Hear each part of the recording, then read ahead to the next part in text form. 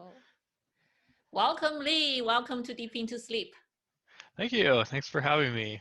Glad we So finally got together. I know. So excited to have you because you have something very unique to share with our audience today. Something called sleep paralysis. What is it? So, it's very complicated, first of all.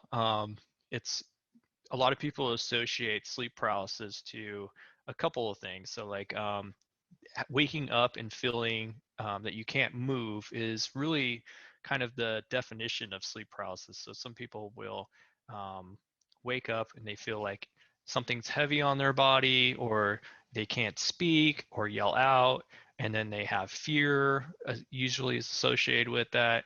And so that's one aspect of sleep paralysis. And typically, like a person that is having and experiencing sleep paralysis, they're also experiencing which is called hypnagogia, and that means that they they also have visual hallucinations or auditory hallucinations that are associated with the experience. So they may see something in their room, or they can actually feel sensations on their skin, or hear strange and bizarre noises, and all those can be associated with hypnagogia. So people kind of group it together into one thing, but really they're kind of two different things. But oftentimes when people talk about sleep paralysis, they're kind of mentioning both things. Wow, that's very unique and interesting. Actually, personally, I think I experienced that possibly once or twice when I was younger. They were bizarre enough for me to still remember that. Hmm. But if they have a professional name, I know, are they like a more severe or frequent symptom for some population? Yeah. Well, in America, I know the statistics American is that typically it's considered around about 20% or so actually experience sleep paralysis at one time in their life. They may not fully realize what's happening to them, and then they forget about it, or they never talk about it. And, people just kind of forget things. So they may have had the experience and just it washed away, right? Mm-hmm. But, that's kind of typical for Americans, is about 20% or so.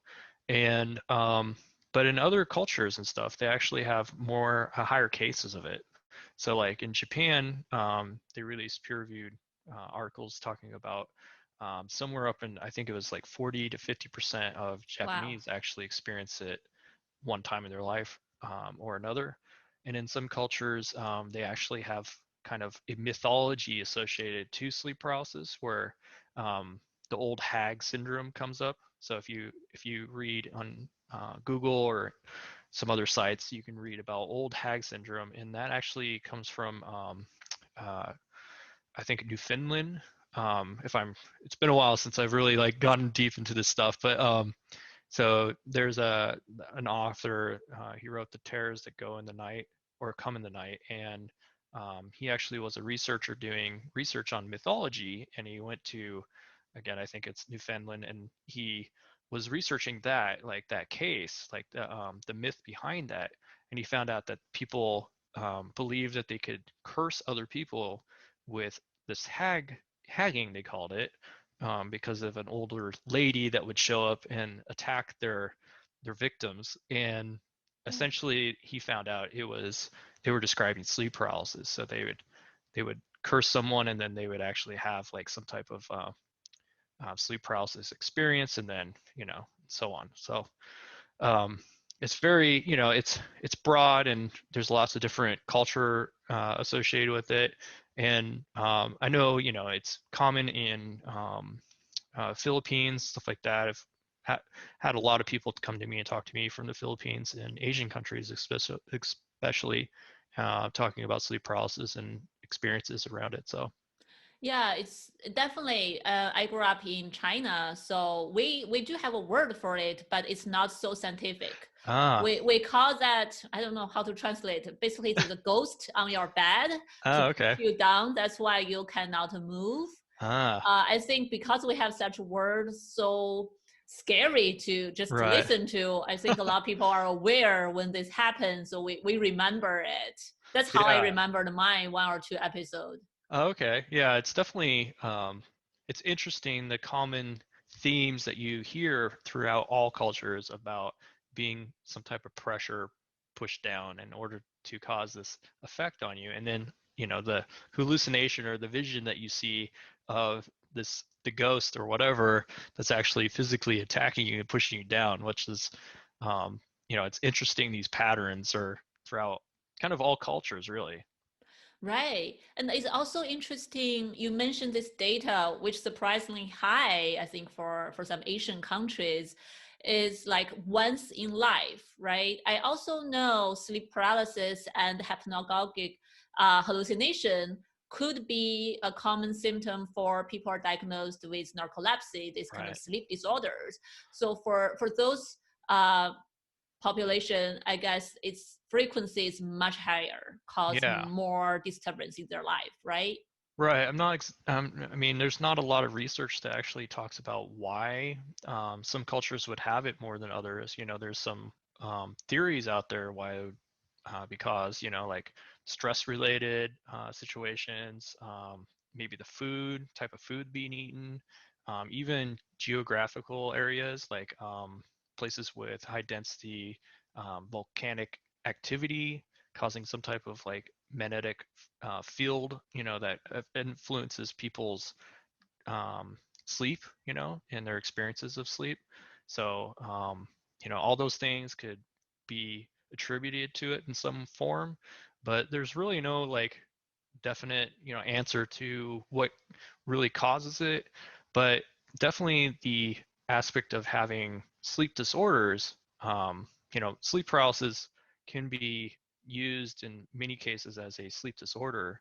And you mentioned narcolepsy. Cataplexy is essentially waking sleep paralysis where the person just falls down, they lose all muscle control, and they're actually in sleep paralysis, but they're awake and aware, which is the same thing. And they can also experience waking hallucinations while they're in cataplexy, while they're having that.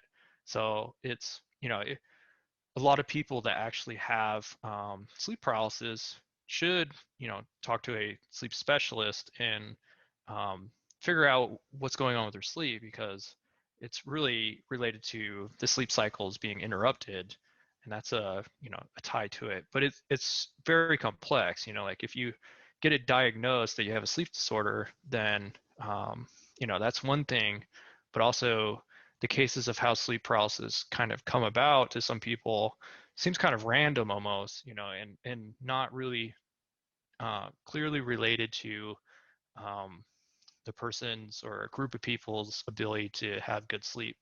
And there's a couple examples that I can share with you if you'd like about those cases. Definitely. Um, a friend of mine, a good friend of mine, was talking about a case where he had a sheriff of some place in America. I'm not exactly sure where, but he got an email from the sheriff, and the sheriff was talking about the a case where in his community every year at a certain time, people think that somebody has broken into their house, and they also experience sleep paralysis. So they'll wake up and they'll freak out and they'll call the cops to come because they think somebody actually physically broke into their house. And so they go investigate it and nobody's there. Well, a lot of people start doing that. So they take notice every year that that time of the year is coming again, and they make sure that all the cops are briefed so that when people start calling in, they know that they should go investigate, but they also should be aware that sometimes this community has that problem. So that's interesting. And then another case was actually I was in the Navy before, and I was on a ship, and I was listening to a couple of the people I worked with, and they were talking about essentially having shared sleep paralysis in Oh, one of their berthing, which is a place where they sleep. So one person was experiencing sleep paralysis, and they were trying to yell, and it actually caused another person somehow to also have sleep paralysis at the exact same time.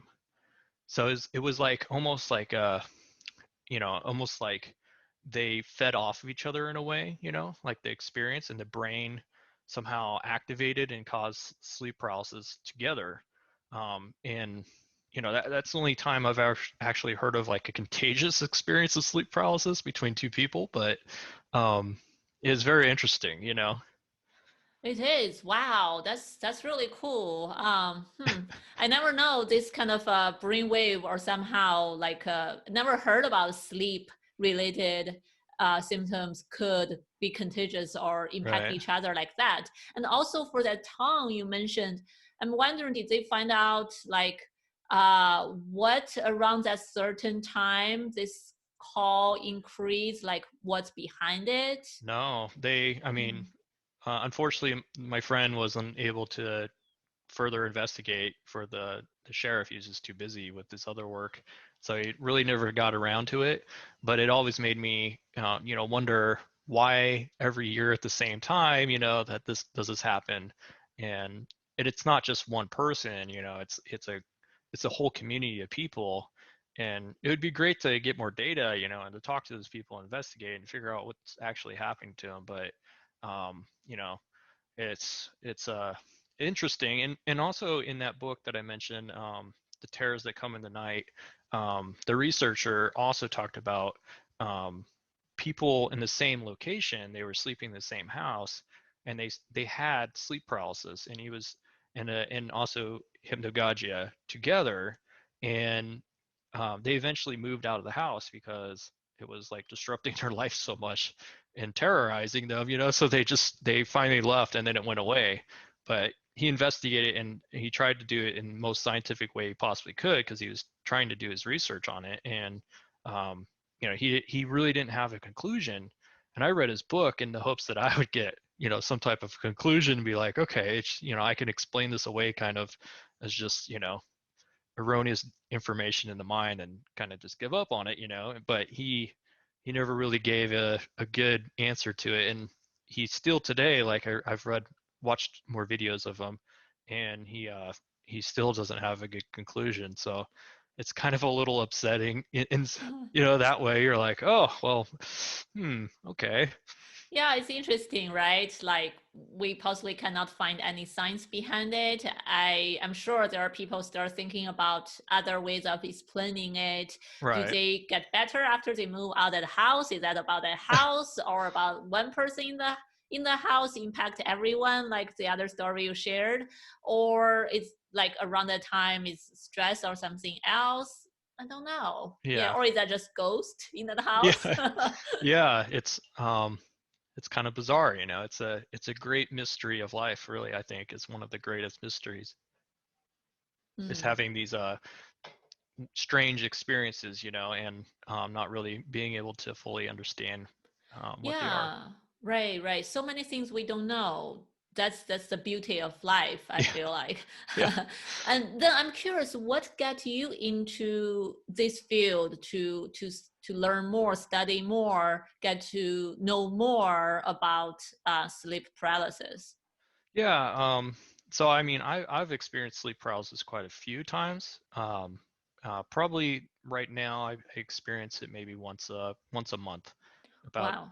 that amount. So, um, but when when I was a child, I never had sleep paralysis. I never had that experience. I didn't know what it was. But I did have lucid dreams. So I'd wake up in a dream, and kind of realize that I was dreaming, and then be able to control my dream or do some action in it or observe my dream in a different way than a normal dream. So I was aware in a dream. That's typically what you call lucid dreaming. And then I was in, years later, I was about 26, and I was in the Navy, and I was asleep in my room, and I slept during the daytime because I worked night shift. So my sleep schedule was already messed up. So my sleep hygiene was really, a disaster at that point. And especially I had roommates, and they would always wake me up and bother me and stuff. So it wasn't uncommon for them just to, decide to wake me up anytime, and me not really get a good period of time of sleep. So one day I was laying there, and um, my friend, I thought, had jumped on my back while I was asleep in my bed. So I was laying down on my chest, and um, he pushed me into the bed, and I was like, whoa, like I woke up. It startled me, and I tried to get up out of my bed, to push him off of me, and I couldn't. He was like very strong. And and I remember saying like, dude, get off of me, like I was upset. And I said other strong words, but and it pushed harder down into me, and I was like, whoa, I was like, dude, get off of me. And I was really upset, and I was like, I'm gonna hit you if you don't get off of me. And then I remember it felt like the head of my friend got next to my ear, my right ear, and started breathing into my ear. And I was just like, and that just really pissed me off, like to have somebody just dominating you and then started breathing right into your ear, just like, oh, it's the most irritating thing ever. So I was like, okay, that's it. And I went to swing to hit him. And when I did that, there was nobody in my room. And I was like, whoa, like what's going on? Like maybe my friend ran to my bathroom or something, like. So I got up out of my bed and walked around and looked around and couldn't couldn't find him, and I was like, there was no one home. Actually, my whole entire house was completely cleared out of everyone. So I was like, okay. And so I got a little, anxious from that. It was pretty scary, to Mm-hmm. have that kind of thing. Your mind starts wandering. You're like, whoa, what was that? What's this experience? It felt very real.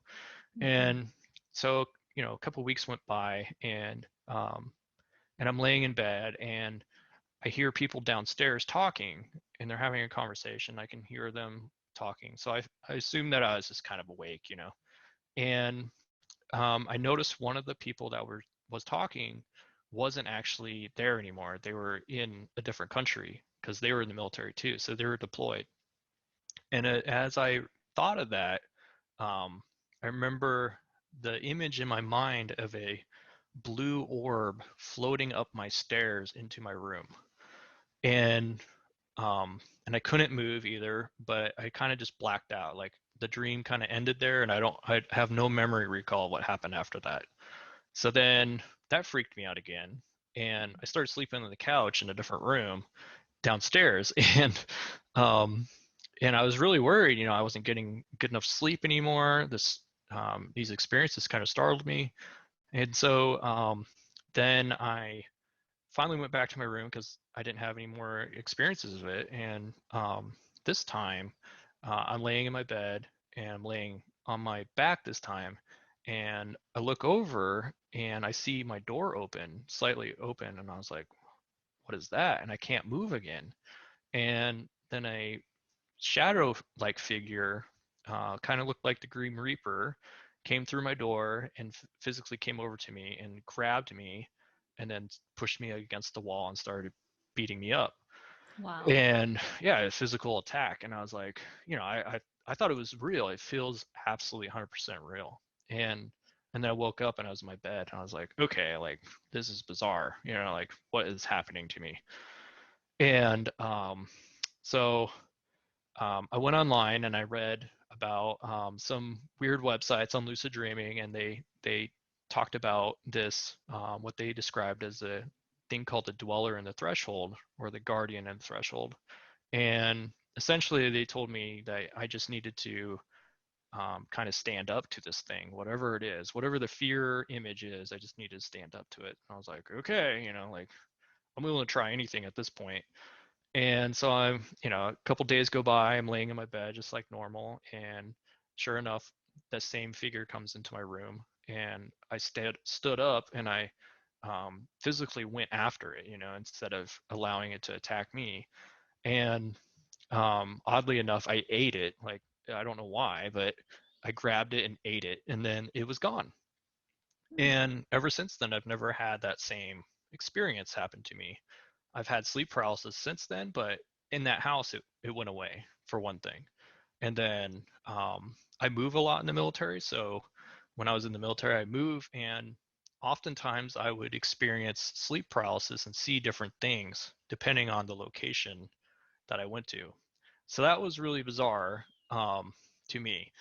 And I wanted to, like research this and understand it better. And so I went to my undergrad I did in psychology because I really wanted to understand how the mind works and all these different aspects of what makes a human, and which is really complex and especially focus on sleep. And unfortunately, there's not a lot of people that actually pay attention to sleep. So I Mm. kind of had to find my own sources and things like that, and met some good friends that know about sleep and know about sleep paralysis specifically, and kind of talk to them about it and stuff, and really kind of just explore that topic myself and able to kind of learn about how to deal with sleep paralysis versus just kind of react to it, being instead of being reactory, be like engage with it and understand the process a little bit better. And it became very healing after a while, actually. So Yeah, wow. At least the story you shared, that's amazing. I feel like goosebumps yeah. about it. But I really like how you stood up to it. That remind me of this famous technique, evidence-based treatment called imagery rehearsal therapy Mm, for treating nightmares. And even for people with PTSD, with trauma history, they can still use this method just to targeting any type of bad dreams or nightmares to change the bad negative image to empower themselves, kind of like similar to what you mentioned, stand up for yourself, change the story, and then experience different things in the dream. yeah, definitely.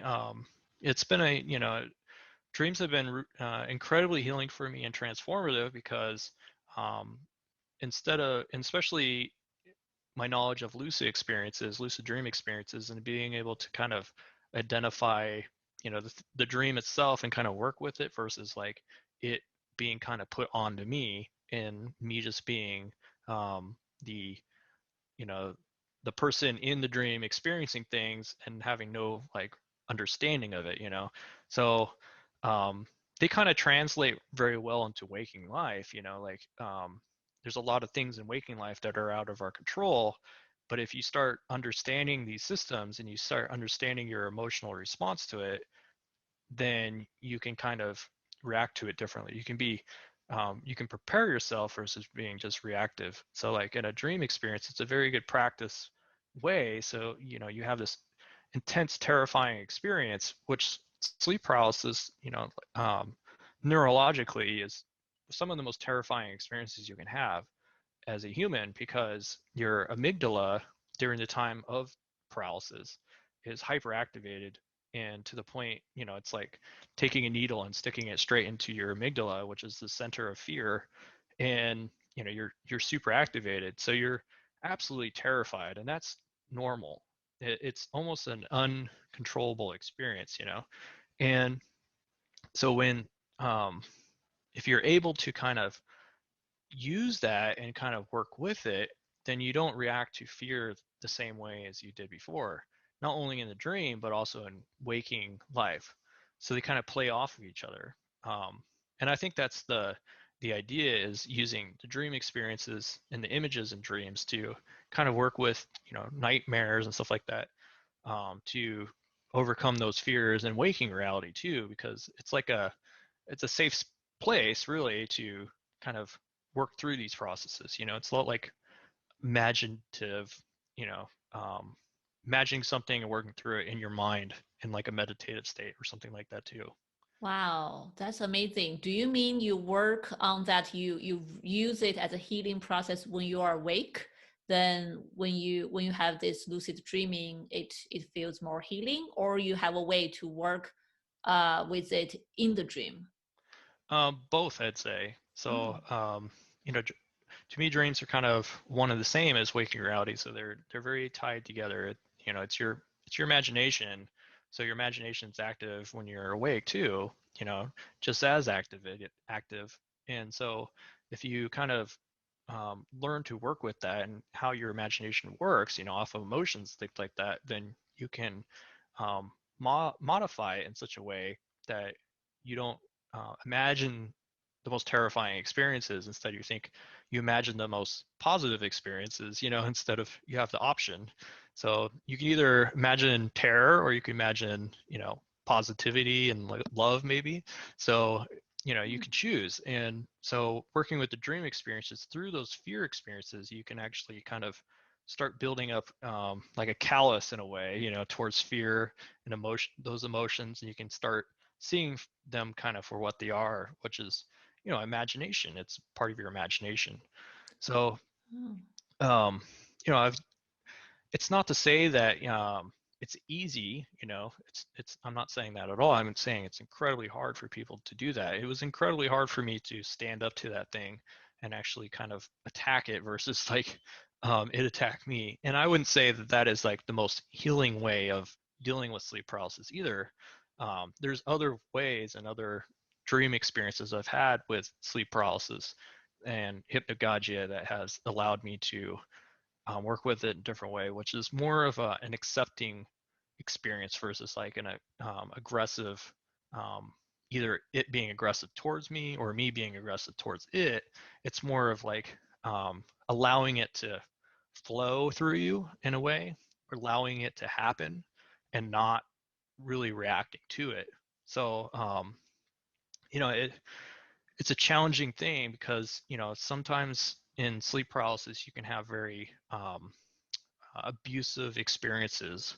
You know, people have experienced um, sometimes rape even in their sleep paralysis. That's pretty common actually to have that kind of experience, and that's very traumatic to a lot of people, especially if they experienced it in real life. So they may be reliving that stuff in their dream, and the most healing way is to not for me anyways, is to not react to those things. So allow it's odd, but allow the experience to happen and just ignore, you're not reacting to it anymore. You're not feeling that emotion anymore, and it goes away. So um a lot of times, more that people work with sleep paralysis, they'll feel the paralysis actually start happening to their body. You can physically start feeling and sensing that pressure build up in your body, and it feels like an electrical tingling and pressure and very uncomfortable feeling. But if you allow it to just kind of happen, build up, and you don't push against it, like you try to not resist it, it'll eventually wash over you, and then you'll be in a dream. So it's a lot of people experience lucid dreams because the next stage after sleep paralysis is being aware in a dream, because you're already actually awake and you're dreaming, but you're experiencing a natural phenomenon that's just the paralysis. So if you allow it just to kind of happen, then it goes away. And that's kind of one of the best techniques really for people that have sleep paralysis commonly is, and I tell people, and there's books on it and there's articles and most of them that are very successful is talking about allowing the experience just to take place, not react to it, and just let it go. And eventually, it will it will take its action, and then you'll you'll be complete with it. It happens very quickly. So I think an important thing would be say that sleep paralysis without the experience, it's not normal to experience sleep paralysis. Like that's a clear sign that you may have some type of sleep disorder of some kind. But paralysis while sleeping is a totally normal thing. That's what happens to your brain, is it puts you asleep so you don't act out your dreams. And most people kind of forget that. So you're experiencing a very normal natural phenomenon that happens every single time that you go to sleep and you start dreaming, but you're experiencing while you're aware, which is not normal. So if you allow the body to kind of do what it's supposed to do, then the paralysis will eventually take effect, and you'll disassociate, you'll lose consciousness in a way of your physical body, and then you'll be in a dream. I really like the what you mentioned, the power of letting it be, letting it go. Kind of like similar to what we say in psychotherapy for anxiety and other things is if we pay too much attention to it, if we feed it with a lot of fear, worries, it actually gets this nutrition, it Mm. grows. Yeah. But if we just learn how to coexist it and let it just be there, we don't pay attention to it that much. We think, well, it's normal, it's there. It's a little bit disturbing or it's possibly very uncomfortable, but let it just be there. I don't feed it with any nutrition. I experience my body, I do other things, and it actually cannot grow and eventually it gets smaller. Yeah, it's I mean, to describe it, as best as I can, it's like a um it's like a building up, like a just a buildup of energy in your body that you feel this buildup that just takes place, and the more that you push against it, the more violent that buildup gets. So you have it's like two rivers pushing against each other, and the more that they push against, the more turbulence, the more waves that you have. And so if you finally just release that your river, your control mechanism, you release it, then the river can flow through you and you no longer have the turbulence that you're actually experiencing. The uncomfortable feeling that comes from sleep paralysis is actually pushing against it to create that turbulence. Otherwise it's just flowing through you, so there's no problem. Hmm. And that's what normally happens for people when they go to sleep is they have no awareness, so they don't have the two rivers pushing against each other. They just have the one that, and it's fine. There's no remembering of it or anything. So it's like the sleep disorder is actually, like you trying your best to stay awake when you're trying also to go to sleep. So it's two forces pushing against each other, and one's going to win. And it's Right. oddly enough, it's going to be the paralysis that is going to win most of the time. So um, either you're going to wake up and not have a good time, or you're going to let it go through you and things will be fine. Yeah, feels like anything about dream, about sleep, overall, too much control actually can get in the way and make things worse. The more we want to control something, it's just less likely to gonna go smoothly and easy. Yeah, absolutely. And I know nightmare or dreams definitely can get their own life if we keep on pushing it. It just eventually become its own thing. Yeah, yeah, exactly. Yeah, I mean, they're all tied together. Interesting enough, like the history of nightmare is like, if you look up the image of a nightmare, it's usually associated with sleep paralysis too. So even a true nightmare is actually sleep paralysis. And like a bad dream is like I think it's very closely associated with sleep paralysis too. It's just you don't remember it, like you remember the dream aspect of that turbulence, and that creates the uncomfortable dream that you had. And but in a your brain takes it and turns it into some type of dream experience, and that's what you get as this scary dream. But really it's all associated, I think, with these two kind of rivers pushing against each other, creating the experience. Yeah, wow, that's really amazing. All this technique and methods and acceptance attitude that you talk about. I know you have a new book coming out. What's your book about? um so the working title right now is A Visionary Guide to Lucid Dreaming. So it's about lucid dreaming. And the a lot of I've read a lot of books on sleep paralysis, lucid dreaming, and kind of the mechanisms of how to do it, the science behind it, things like that. And and a lot of books are good and a lot of books are bad, and some books are good but they also have a lot of bad in them. So what I tried to do is take the best things of a lot of different pieces of work and my experiences and put it into one thing where somebody can read it and they can understand like the sleep paralysis experience, um, how it works with lucid dreaming, how to use it to actually lucid dream, and how to work with their dreams too. So a good portion of the book is talking about my dream experiences and how I use those dream experiences to actually better my life and transform it in different ways, especially like working with with fear and um, having acceptance for my body and the different aspects of my body and the dream characters, the different types of dream characters that I experienced and what they kind of dream guides, and things like that, where a lot of people have big dreams where somebody in the dream will tell them something or they experience some type of very transformative process that takes place. So I explore those as much detail as I can and how those things changed me and how some of the nightmares that I've had, um, how I've worked with those to try to understand very physical and biological problems that I may have had later on in life.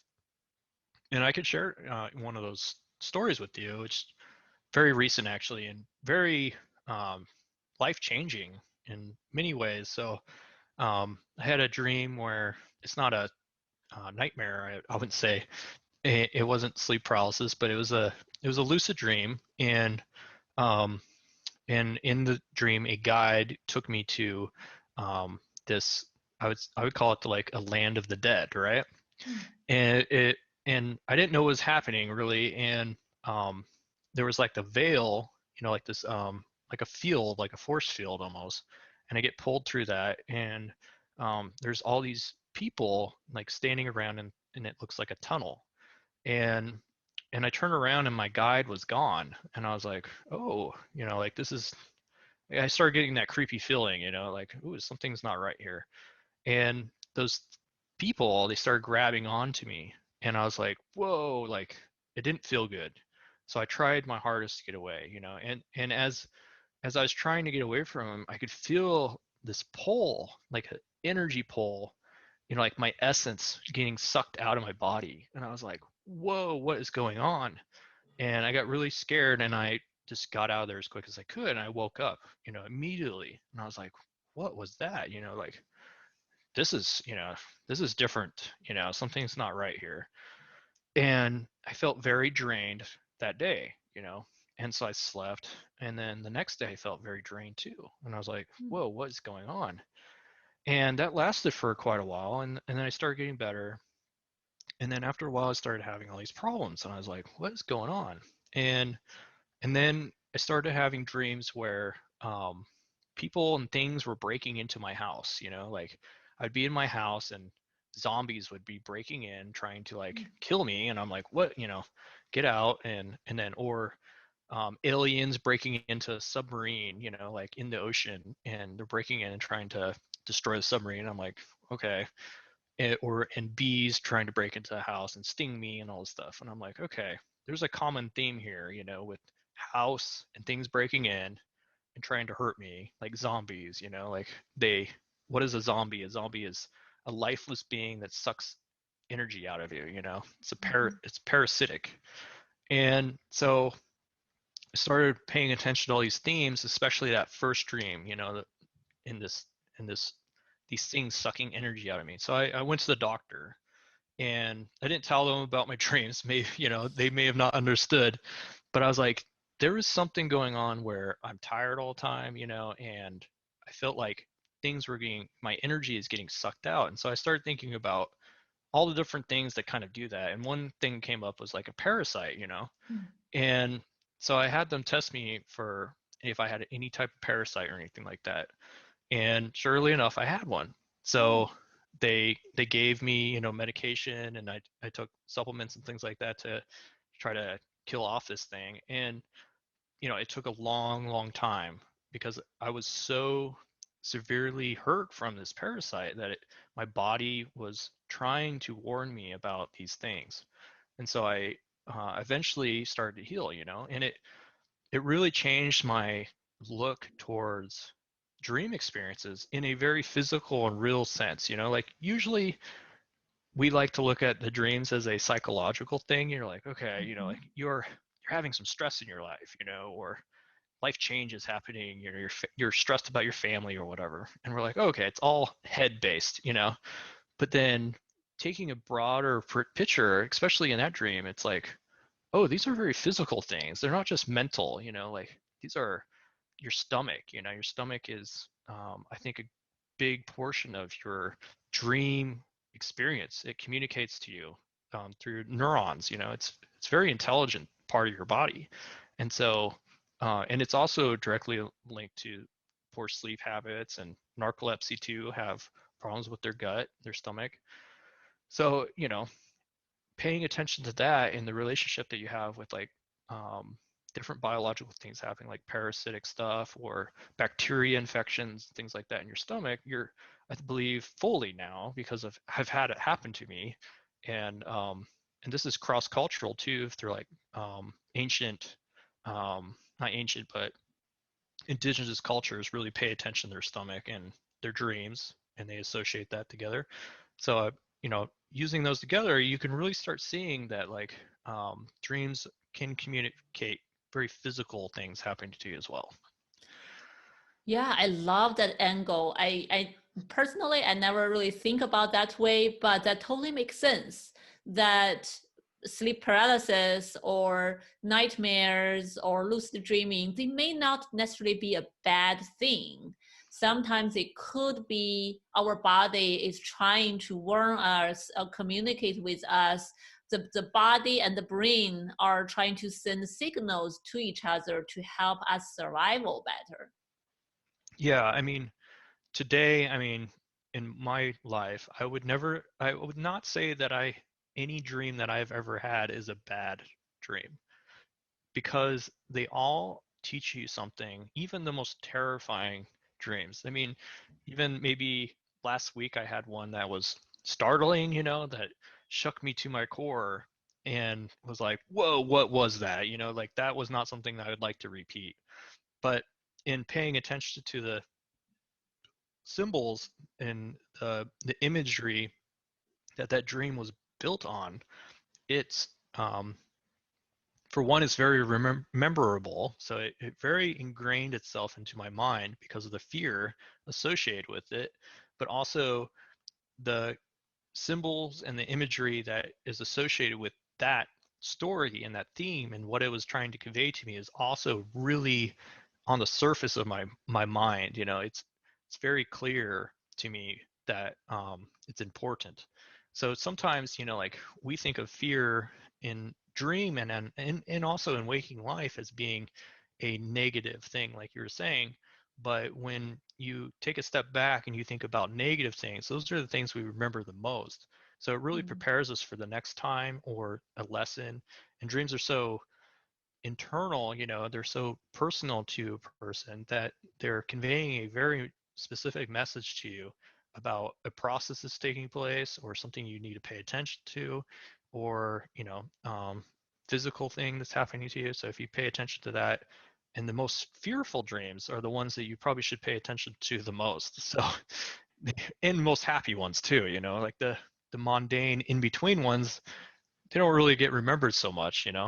Right, right. That's definitely, I know the research on this are so limited, but I definitely read research about during our dream, our REM period, actually our brain is consolidate emotional memories a lot of time, try to make sense of what happened in our life before and try to make sense of those emotional reactions generated from certain life experience to help us make sense of it, come up with better plans, and avoid any like potential mistakes and or certain people have accidents. Our brain will work on that through dreams, and then later help us to improve our survival rate if similar things happen again. Yeah. I mean, I think it's important to also recognize that there's sometimes you don't need to actually understand every part of the dream to have the dream be doing what it's supposed to be doing. So you don't always have to understand, say, sleep paralysis and the experiences that you're having during that. Just the action of actually having experienced it and doing whatever you did in the dream is sometimes enough to do what it's supposed to be doing. So it's like you don't have to interpret every dream and understand the symbology of every dream and the the message in the dream to actually be doing what the dream's supposed to be doing. I think of it as like a computer program running in the background, and it's doing its thing, it's processing its data, and when you wake up you're like, okay, you know I'm good, you know. But then, for instance, my parasitic type dream, you know, is obviously that I needed to take some type of action because my body was trying to warn me of, and I could see that in the repeating themes throughout the dream, you know. So um, maybe it's really important to pay attention to like repeating dreams that constantly happen over and over again. There's maybe something in there that you maybe not getting, you know. Right. So more about the theme, the repeated pattern, not every single detail. It's another layer of acceptance and go with the flow. Right. Mm-hmm. Yeah. You know, a lot of people try to use like universal dream interpretation guides and things like that to actually understand what dreams say. And I would say that most of those guides are not really worth the money that people, you know, or online websites to talk about, oh, this means that and this means this, you know. Sometimes they may have some themes in there that may bring out something that you could use, but for the most part, you know, a lot of self-reflection is the main key into being able to understand what those what that means to you. And you know, a lot of us aren't really trained to pay attention to our dreams either in today's society. So we kind of I remember talking to a psychologist about my dreams actually when I was in the Navy, because my dreams went away. And to me, that's a pattern that's very unsettling because I've dreamed all the time. And I remember my dreams, you know, most nights I remember my dreams. But for, you know, a good year, I couldn't even remember a dream. And so I went to the psychologist and I was like, hey, I can't remember my dreams, you know, like something's not right. And she said, she's like, oh, that's just what happens when you get older. And I was like, no. I'm like, so I immediately stopped talking to her. I was like, this is not the person for me. Mm. And because I know that's a lie, you know, I've seen the research. And so, uh, you know, older people actually can dream more, you know, they just, a lot of times they don't talk about it. Mm-hmm. Because a lot of their dreams are associated with fear and stuff like that too. And so, you know, it can be upsetting to talk about, and a lot of people don't care to talk about dreams in the first place. It's not really part of American culture, anyways, and Western culture is not really to discuss dreams to that extent. Yeah, it's very interesting. I remember when I first had this podcast Deep into Sleep. I think episode 0 or 1, when I tried to introduce why I'm interested in sleep, I mentioned my personal experience about dreaming. My culture, Asian culture, I think we do pay more attention to dreams, and like you said, try to explain that in a way. I still up to today, when I have a weird dream, I will go to this famous Chinese book. They are free on website now. Like there's an ancient Chinese book about interpreting your dream, but in a very superstitious way. For example, if you dream about falling down from high, that means you're gonna meet someone in real life, gonna give you a hard time, Yeah. basically, gonna trick you, things like that. So kind of like a prediction. But then I remember after I go into psychology, when I have dreams, I could not understand, but I do have the curiosity to try to make sense of it. I would not only check the Chinese book, I would also check what psychologists and Freudian would say, and it's totally different, so not compatible with each other. And then I start realizing, oh, sometimes I may not be able to have an answer, and that's okay. But I do remember my dream. It may mean something, or it may be a signal, but it's just interesting. Now I'm more just to be aware of this. This happens sometime, and especially recently, I don't know why. It's whether because the stars, some astrology, astrologists talking about every time when the stars are doing something in the sky, you may have more weird dreams, and some people may be more aware of their dreams. So it's very interesting, especially this year. For a while, I remember some of very bizarre, Mm. outstanding dreams. A lot of stress associates with poor sleep hygiene too. So, True, true. Yeah, when you mentioned that when you were on the ship, I was thinking, yeah, if we sleep on a very unusual schedule or mhm. very against our like natural circadian rhythm, we possibly gonna have a lot of more dreams or some other things happen to our sleep. Yeah. Yeah. I mean, especially nowadays with the coronavirus and things like that, people are Yeah. stressed to a very high extent. So, there's tons of articles already out talking about these bizarre dreams that people are having, and what they mean.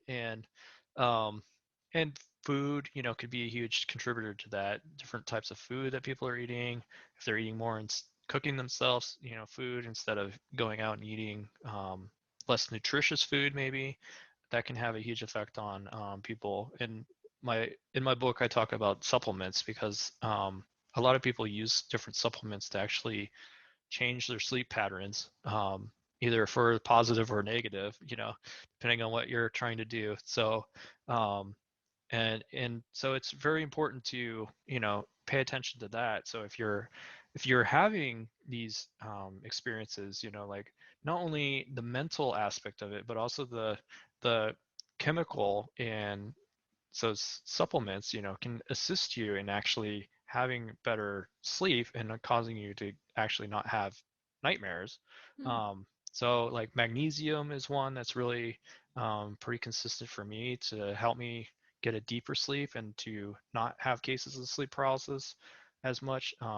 Another one that is very not really popular and unknown is niacin.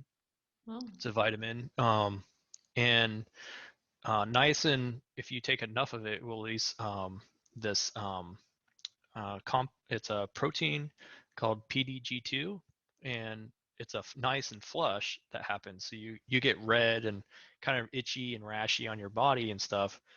That's the niacin flush, and it's very uncomfortable. But the byproduct of that is amazing sleep. And some researchers in Japan actually did some studies on niacin and this protein that was released, and showed how it affects sleep. And so there's some actual articles, peer-reviewed articles today that show how this protein actually affects sleep, and they consider it. A lot of researchers consider it the mechanism that actually puts the individual to sleep itself. So um, niacin's a good one if you're actually trying to get sleep quicker, because in sleep paralysis, it's as if you're trying to go to sleep, but you're not going to sleep fast enough. So you're actually experiencing the transition. So the niacin can put you to sleep quicker, so you actually don't experience sleep paralysis.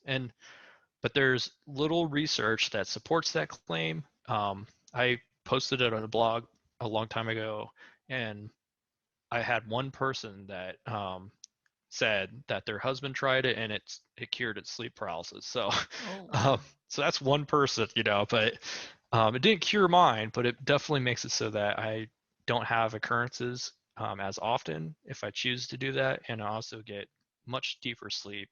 I feel very rested when I wake up. So um, I recommend people, that have sleep problems. I always talk to them about niacin and magnesium, because those two really together, I mean, can I think it can eliminate a lot of issues with sleep. This is awesome. Definitely. I think if anyone, like, thank you for sharing your experience. I'm sure everyone can benefit from different things, but at least your own experience and this one person certain feedback of can inspire someone out there, at least to have some directions. If they want to talk to their doctors about Yeah. that, they could, right? If they want to try something, if it's over the counter, um, yeah, they can also consider that. And I definitely will put the link of your blog on the show notes to make sure people can go there to read more about it. And if people are interested in your books, I know you write a lot of great blog articles also. You also have a podcast. How people find all that great work you are doing in this area? They can just go to, it's called Tail Eaters, like a dog's tail and eating it. So taileaters.com. And they can go there. There's lots of different articles. It's not just about sleep, but it's about um, may have guest posts in there too from other people that share content. But some of it's about spirituality, and some of it's about alchemy. Some of it's about sleep. Some of it's about memory. Some of it about psychedelics even is in there. So you can kind of get I tried, I mean, I'm posting stuff that I'm interested in and I'm exploring myself. So I get a broad perspective of all that stuff and try to make sense of it all in some way. So people can go there and read those posts. And I have a lot of free guides, including like sleep paralysis guide, supplement guide, and lucid dreaming guide. And those are all free. And most of the content, to be honest with you, in my book is on there, but it's just not in the same format. So if you want, someday somebody wants to get my book, they can pretty much get my whole entire website in a book format that's nicely edited and in a good format and story format, so they can get a better idea of how to help themselves. That's great. When your book gonna be out formally? It'll be out next May, so it's still got a bit with the Okay. publisher, but I will let you know once it gets to that point, and yeah, so Yeah, we're gonna have to have you back to the show right before your book is out, right? And that'd be great. update Yeah. us anything. Like we still have more to talk about, like the spirituality part and this healing process. I really love how you use dreams, your own experience as a healing, as a power, as a transformation. That's so powerful, I think. Thanks. Yeah, I'll be honest with you. I didn't always do that.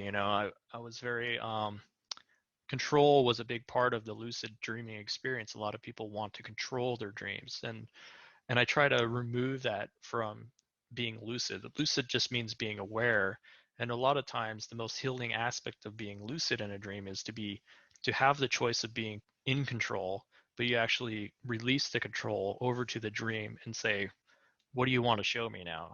Like, I want to, what do you have to offer me that I need to know? So the same goes to sleep paralysis, like we talked about. Yeah, awesome. This is really great, Lee. Thank you very much for sharing all this with us, with the audience. Welcome. Thanks for having me on. It was great. Yeah, thank you. Okay, so